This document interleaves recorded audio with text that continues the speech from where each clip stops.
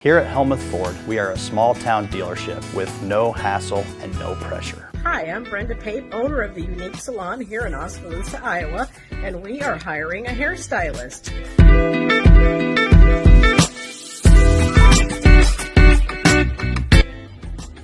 This station could be yours if you're interested in the job here at the Unique Salon. We have openings for a commission-based stylist or even a rental stylist. So if you're interested, please get back to me at the Unique Salon, 673-4969. Thank you.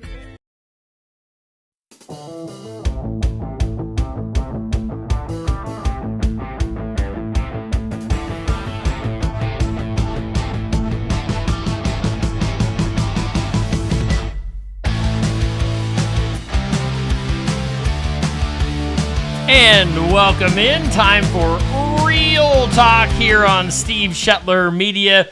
It's Aaron and Steve on a special Tuesday night edition of Real Talk. Aaron, what's going on? Oh, I should mention we are brought to I always say that we are brought to us by New Life Community Church in Wellman.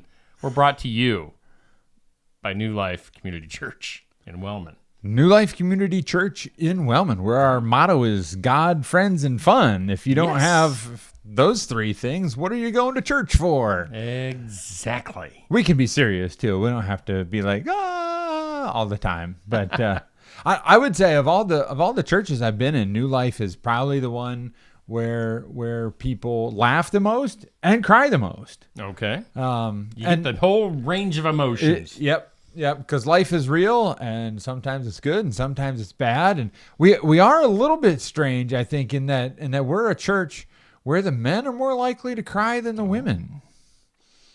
I don't know what that's all about, but and we got some guys who farm and love hunting and stuff like that, but manly men who just tear up when it's time to connect with the old emotions. So. Come on down and join us on Sunday morning at the Parkside Activity Center if you're looking for a church and you live anywhere within, 90 miles of Wellman. Hey, fly Steve, in if you want. Fly in, yeah. Well, Wellman doesn't have its airport anymore. That got plowed under and is now a cornfield. But it's a little bright in the studio today. It is. Yes, we are recording this at the prime time of sunshine coming right through the window. And I forgot to shut the shade, and I'm not going to get up to do it. We're going to let the sun shine in. Yeah, we're going to roll with it as we try to do with all the rest of life, Steve.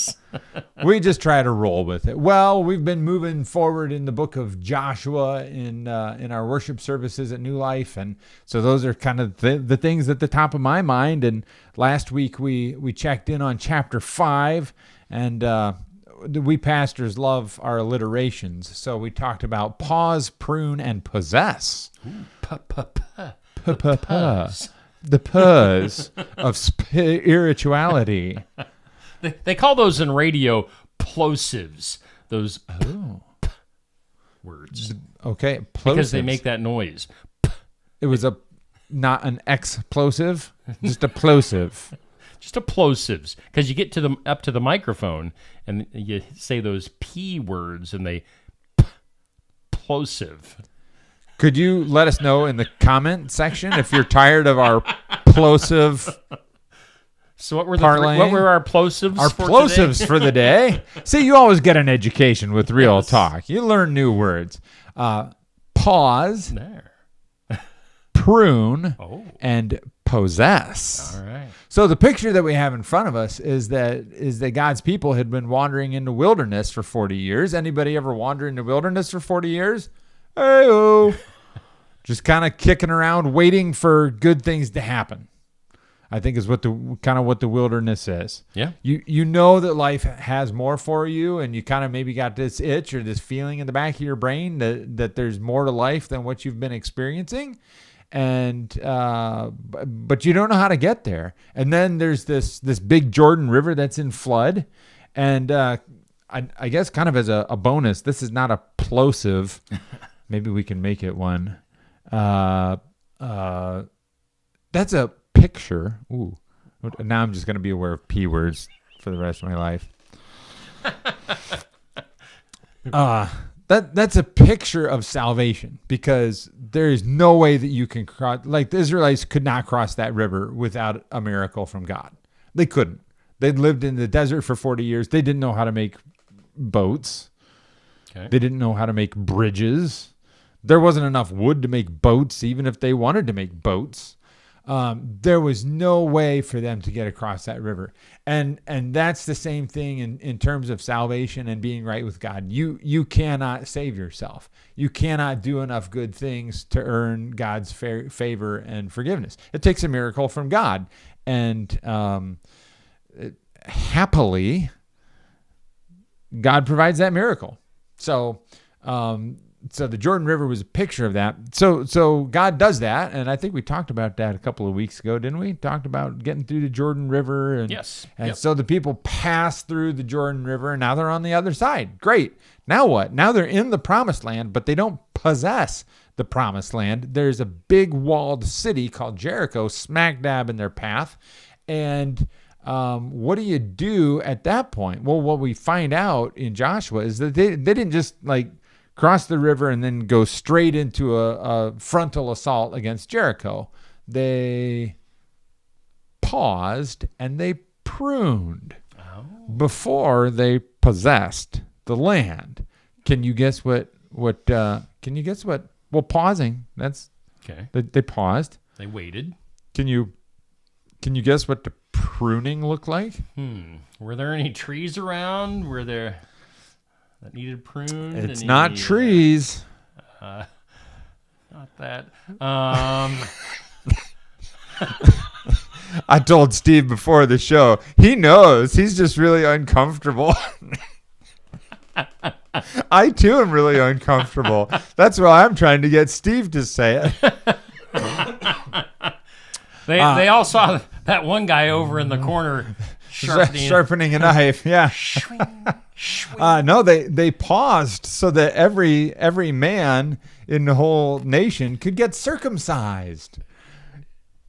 Yay! I just like to think about like what's that? You get up one morning and you show up and you're like, "Hey Joshua, what are we doing today? Are we attacking Jericho, or going on another scouting mission, or like building a siege tower and some catapults?" And Joshua's like, "Well, not exactly. There's good news and there's bad news. The good news is I heard a really clear word from the Lord." He was super clear about this one. The bad news is today's circumcision day. Hey! Oh boy. Okay. So we're living in New Testament times now. So it's not the physical body that we're talking about anymore. But Jesus even talked about this, like when he said, I am the vine and you are the branches. And my Father is the gardener. So any branch that does not bear fruit gets cut off, and any branch that does bear fruit gets pruned so that it bears even more fruit. At least it didn't get cut off. Yeah, just pruned. Just pruned. This is why you want to bear fruit, Steve. You want to bear fruit, so it just gets pruned. Oh boy. Is this conversation covered by the FCC? No, we're on the wild and YouTube and the internet. We're good. It's the Wild West out here. All right. Besides, Howard Stern survived all those years, and he wasn't even talking about the Bible. Okay, so what does this mean if it's not a physical circumcision of the flesh? Well, we just all have areas of the flesh. The unproductive part of our life where we just have not even desires for the wrong thing, but usually a desire for too much of the right thing, or the right thing for the wrong reason. And I know I've said this many times on the show, but for me, kind of the first go-to place to look at in my life is using food to cure boredom or depression, or and that can put me in a bind. Like right now, like I've got a bum knee, and so I can't go work out, and so that's kind of depressing. And so instead of getting home and changing into my workout clothes and going up to the gym, I'm knocking around the kitchen thinking about what kind of snack I can eat. So that's not productive. So there's a part of me, this desire to consume food to make my inner being happy. I just label that as the flesh and realize like that needs to be pruned so I can bear more fruit in my life. So for other people, like I don't know whether or not you guys are listeners. If you want to talk about it in the comment section, that's great. If it seems creepy and private and you don't want to share your inner darkness on Facebook, I certainly understand that. But every single one of us has got a place where if we would pause, God would show us what he wants to prune. And then we get to possess the land because that's the exciting part of this, is that God does have plans and purposes for us. Ooh. There's two more plosives. Plans, purposes. Does he have purposes for porpoises? Potentially.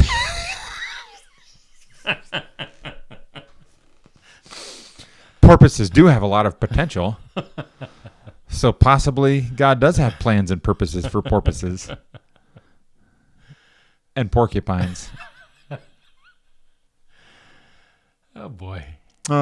Yeah. It got pretty deep and pretty spiritual in here. Oh my.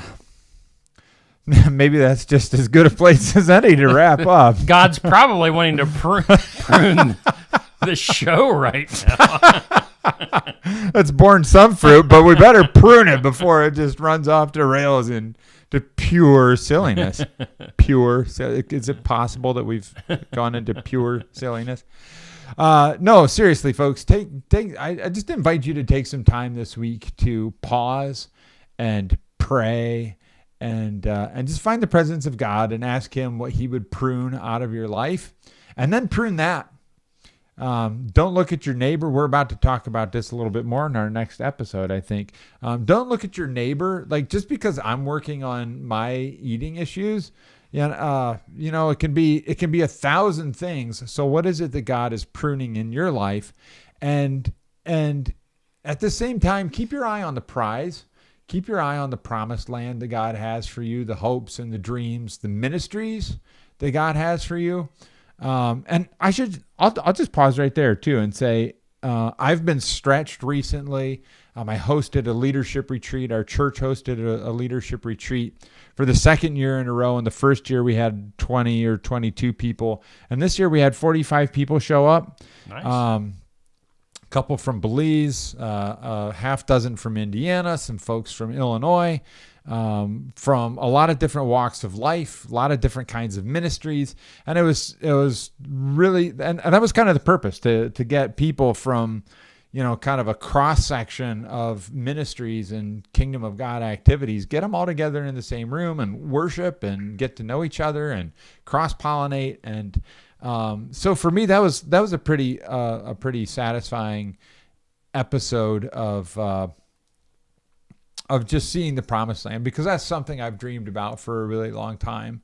And honestly, like, I did not have the time and the energy to organize that kind of stuff when I was coaching track and cross country. Sure. Yeah. And I loved coaching. Really loved it. I could see myself doing it again someday in the right circumstances. And it was difficult. It was difficult to leave that aside, but having had that pruned out of my life, I'm ready to start moving into some other activities and ministries. So, what does God have for you? You go ask him. Steve and I can't tell you. You'll have to seek God yourself. But hey, be well out there. Do well. We're hoping for good things for your life. If you got questions or comments, please do say something in the comment section.